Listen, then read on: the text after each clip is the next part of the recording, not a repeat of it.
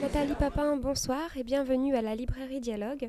Vous venez ce soir à la librairie à l'occasion de la représentation demain d'une pièce que vous avez écrite il y a déjà 10 ans, qui s'appelle Debout et publiée aux éditions L'École des loisirs. Alors pouvez-vous nous donner un petit peu l'intrigue de cette pièce de théâtre ? L'intrigue, j'ai jamais pensé qu'il y avait une intrigue. Oui, la mise en scène, le début. Le début, oui, le début est très important puisqu'il s'agit d'un fossoyeur qui fait son travail de fossoyeur, qui entre dans son cimetière, qui va continuer à creuser la tombe qu'il est en train de faire. Et dans ce trou, il trouve un enfant allongé et lui demande ce qu'il fait là. Il lui dit « Qu'est-ce que tu fais là ?» Et l'enfant lui dit « J'essaye de mourir. » Voilà. Alors c'est un thème assez grave pour commencer. Est-ce que c'était la meilleure façon de montrer finalement au fur et à mesure ce que peut être la vie et la beauté qu'elle peut avoir ? C'est pas réfléchi dans le sens où je me dis pas que je vais dire telle chose et je vais prendre ce chemin-là. C'est une chose qui m'a surprise moi-même en fait. Quand j'ai écrit cette première scène ou ces deux phrases, j'étais presque perturbée dans le sens où ça m'a échappé. Là, l'écriture a été plus forte que moi et je me suis dit, j'écris vraiment là quelque chose. Et ce qui est étrange, c'est que c'est venu après un travail de recherche autour des mères. Je voulais, travailler sur l'origine, sur la question étrange de et si on pouvait revenir à son origine et si on pouvait contourner, détourner, trafiquer son origine. Et puis évidemment, ça s'est resserré autour de la mère.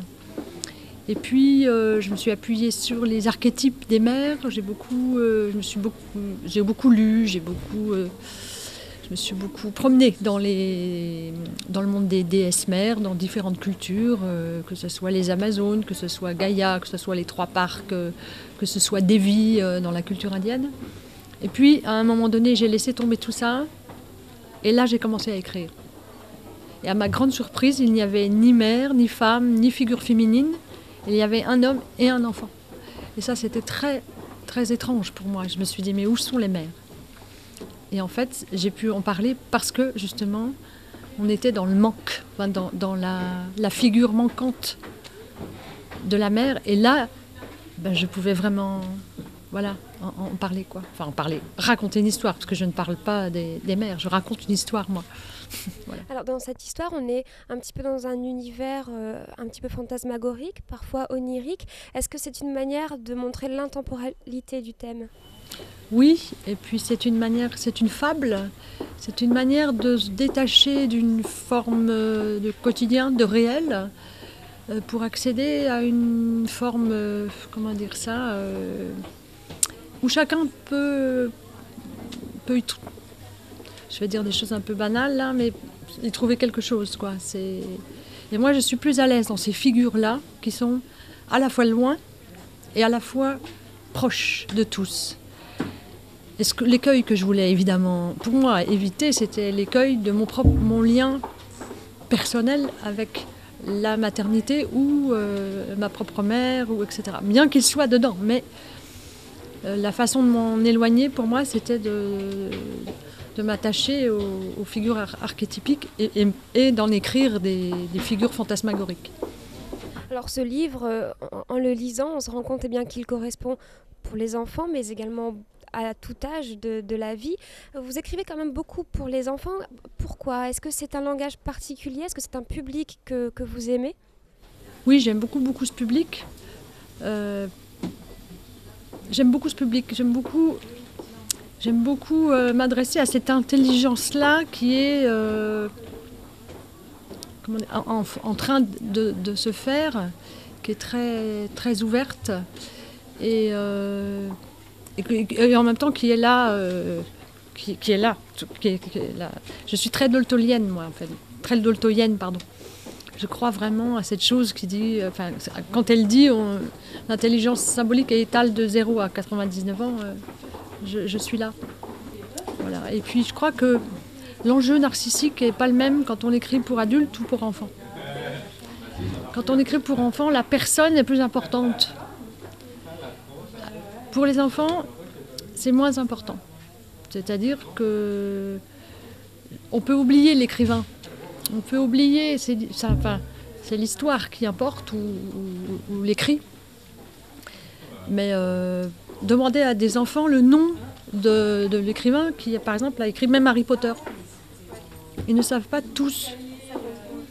Ils savent moins. Peut-être J.K. Rowling, maintenant, elle est vraiment... Mais beaucoup moins que, je sais pas, un best-seller roman adulte. On va se souvenir de... Harry Potter va rester. C'est les personnages qui restent dans la littérature jeunesse.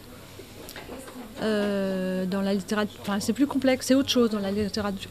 Enfin, pour la littérature adulte, ça doit m'arranger, ça, d'avoir...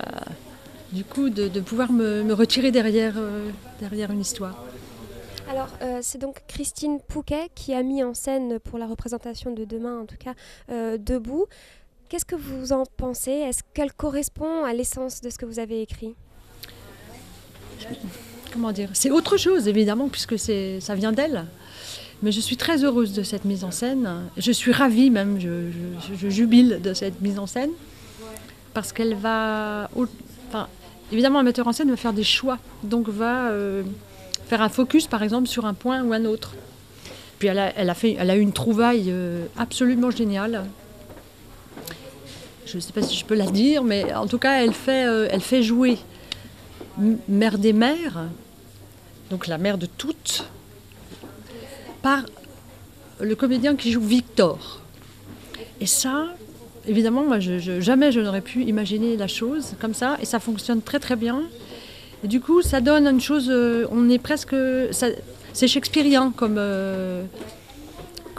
principe, parce qu'on est dans le jeu, on retourne dans le jeu, et du coup, il y a une question qui se pose. C'est la question du réel, enfin, dans la fiction, mais la question du réel, on ne sait plus où on est. Et ça, c'est fabuleux. C'est vraiment... en plus, c'est très très bien joué, donc moi, je trouve ça magnifique. Je pleure parfois quand je vois sa mise en scène. Et puis le comédien aussi, c'est un beau Debout. Parce que Debout, c'est un rôle très difficile. Et jouer un enfant de 10 ans pour un comédien adulte, c'est quand même pas rien. Et lui, il a tous les âges. Il a un corps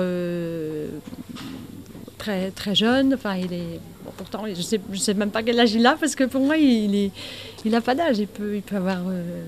quand il est avec mère...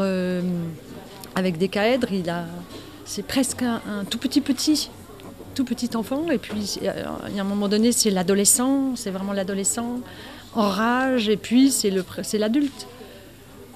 Et voilà. Alors, vous dites en effet que Debout est un personnage très difficile à incarner. Quelles sont les caractéristiques fondamentales qui le caractérisent?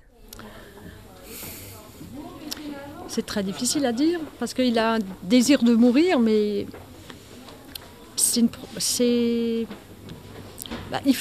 il va jusqu'au bout de ses... Enfin, il vit vraiment ses pensées, c'est-à-dire qu'il est collé complètement à ses pulsions, à ses pensées, et il n'y a pas de décalage.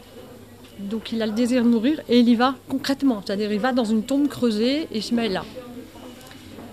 Et en même temps, il est dans le présent absolu, c'est-à-dire quand Victor le sort de là, lui parle, etc., et lui propose d'aller dans le monde des mers, et quand Mérognon lui propose qu'on lui coupe une oreille, il y va. En même temps, il risque. C'est un personnage qui risque, qui n'a pas tellement peur, en fait. Il n'a pas peur sauf peut-être de sa mère, mais c'est plus qu'il sait plus comment faire. Mais puis c'est un teigneux. C'est vraiment un petit teigneux, parce qu'en même temps, toutes les mers, il fait bouger toutes les mers. Donc c'est pas forcément un enfant gentil. Il ne peut pas l'être, évidemment, mais c'est un teigneux, et ça j'aime bien. Voilà. Très bien, merci beaucoup Nathalie Merci. pour ces réponses.